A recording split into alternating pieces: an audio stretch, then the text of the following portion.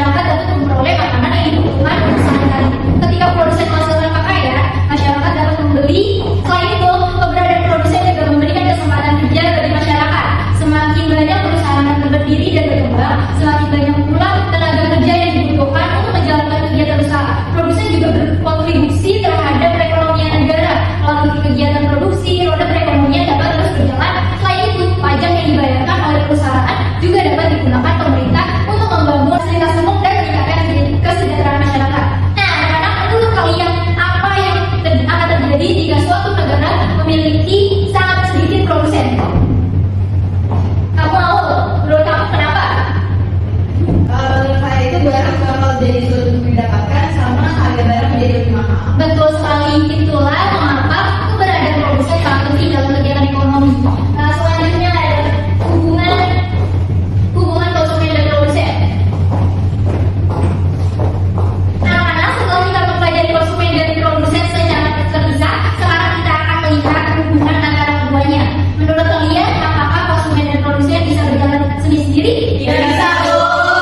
Nah, ternyata konsumen dan produsen memiliki hubungan yang sangat erat karena keduanya saling membutuhkan dalam kegiatan ekonomi. Konsumen membutuhkan barang dan jasa untuk memenuhi kebutuhan hidup sehari-hari, sedangkan produsen membutuhkan konsumen agar barang dan jasa yang diproduksi dapat dijual.